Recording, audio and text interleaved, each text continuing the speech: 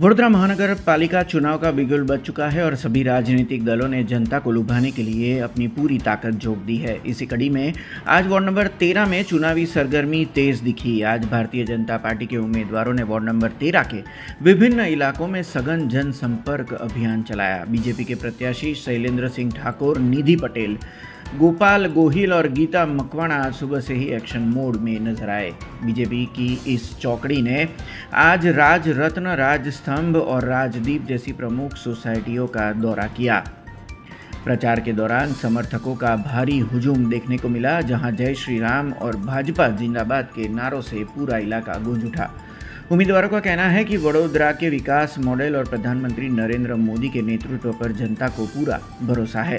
राजरत्न और राजदीप सोसाइटी के निवासियों ने भी उम्मीदवारों का गर्मजोशी से स्वागत किया, जिससे वार्ड नंबर 13 में बीजेपी का पलड़ा भारी नजर आ रहा है।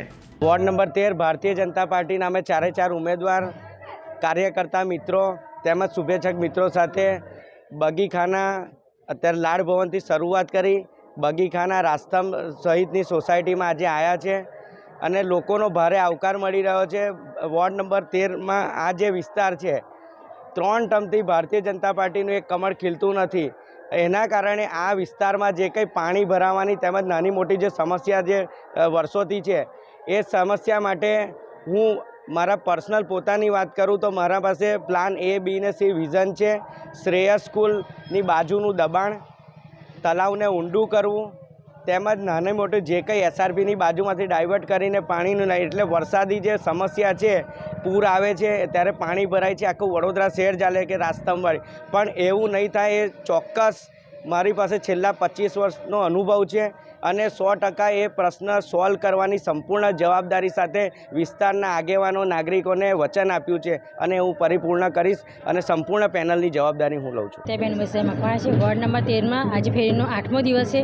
અમે લાલ ભવનથી લઈને આજે રાજસ્તંભ સોસાયટીમાં ઊભા રહ્યા છે અને અમે પ્રચાર દરમિયાન સોસાયટીના ઘણા લોકોના ખાલી ફક્ત પાણીના લેવલની જ સમસ્યા છે એ જ જણાવી છે લોકોએ।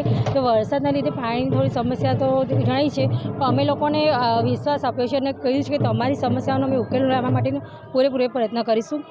અને જે વિસ્તારના લોકો છે એ જો કે ભારતીય જનતા પાર્ટીને આ વોટ આપવાનો, તો એ લોકોને પણ એટલો જ નિર્ણય કર્યો છે કે અમે વોટ તો બીજેપીને જ આપવાના છે।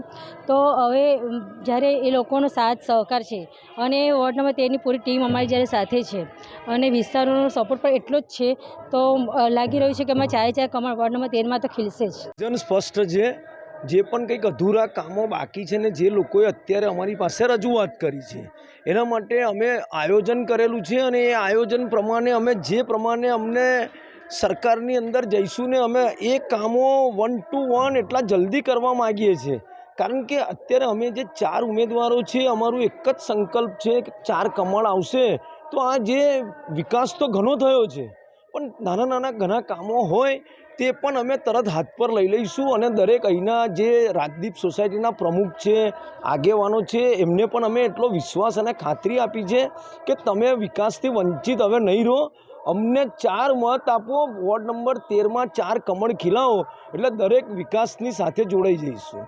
हमसे जुड़े रहने के लिए हमारे YouTube चैनल को सब्सक्राइब करें और नई वीडियो की नोटिफिकेशन के लिए बेल आइकॉन को दबाएं।